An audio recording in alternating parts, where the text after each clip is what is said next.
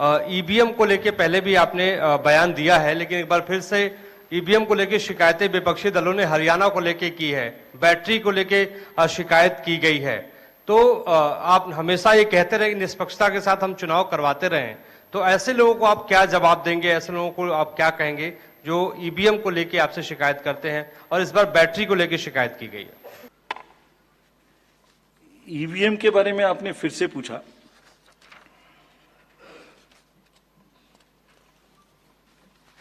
बहुत बार मैं बता चुका हूं आपको, थोड़ा समय लगेगा तो फिर से बता देता हूं। 6 महीने लगभग 5-6 महीने फर्स्ट एफएलसी शुरू होती है ईवीएम की। मैं 2 बात बता रहा हूं, बस मोटी सी 2 बात, बाकी सब आपको मालूम है। वो टेम्पर नहीं हो सकती, उसमें कोई कनेक्शन नहीं हो सकता। अभी लोग पूछते हैं जब पेजर से उड़ा देते हैं तो ईवीएम को कैसे हैक नहीं कर सकते, ये भी पूछते हैं। जब कोई किसी कंट्री में पेजर से उड़ा दिया तो ईवीएम हैक हो जाएगी। अरे भाई, पेजर कनेक्टेड होता है, ईवीएम कनेक्टेड नहीं होती। एनीवे, 2 बात मोटी मैं आपको बताता हूं, बहुत मोटी।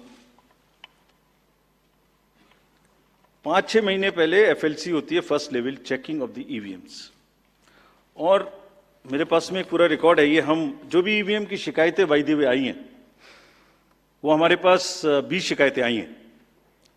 हर 20 शिकायत का हम इंडिविजुअल जवाब देंगे, फैक्ट बाय फैक्ट।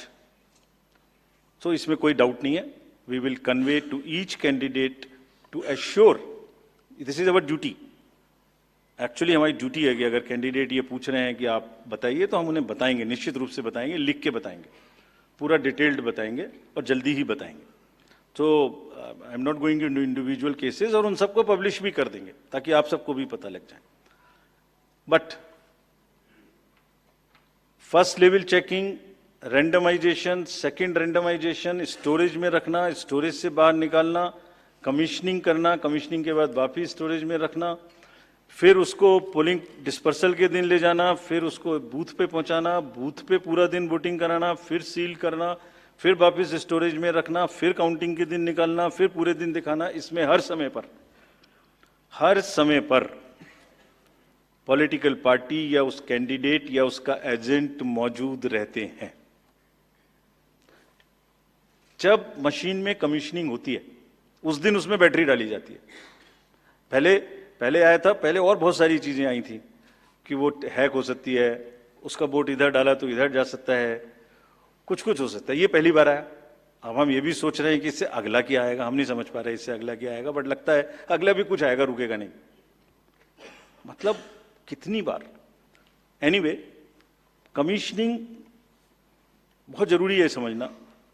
वोटिंग से करीब 5 या 6 दिन पहले कमीशनिंग होती है। 5-6 दिन पहले उस दिन मशीन में सिंबल पड़ते हैं। तो अब मशीन में अभी तक नई बैटरी उस दिन एक डाली जाती है, और सील करके उस बैटरी पे भी कैंडिडेट के एजेंट्स के दस्तखत होते हैं। छोड़िए, मशीन पे तो होंगे ही होंगे, हमें भी नहीं पता, हमने भी पता नहीं कब बनाया था ये नियम, हमारे काम आ रहा है अभी कि वो बैटरी पर भी एजेंट के दस्तखत हों। और अब कमीशनिंग के बाद, क्योंकि 5 ही दिन बचे हैं और इसमें सिंबल लोड हो चुके हैं, ये उनके सामने में स्ट्रांग रूम में जाएगी, डबल लॉक लगेगा, 3 लेयर की सिक्योरिटी रहेगी, 3 लेयर की, जिसमें सीएपीएफ भी शामिल होगी, मस्ट है। ऑब्जर्वर होंगे। उसके बाद जब वो पोलिंग के डिस्ट्रीब्यूशन के दिन निकलेंगी, उस दिन फिर यही प्रोसेस होगा।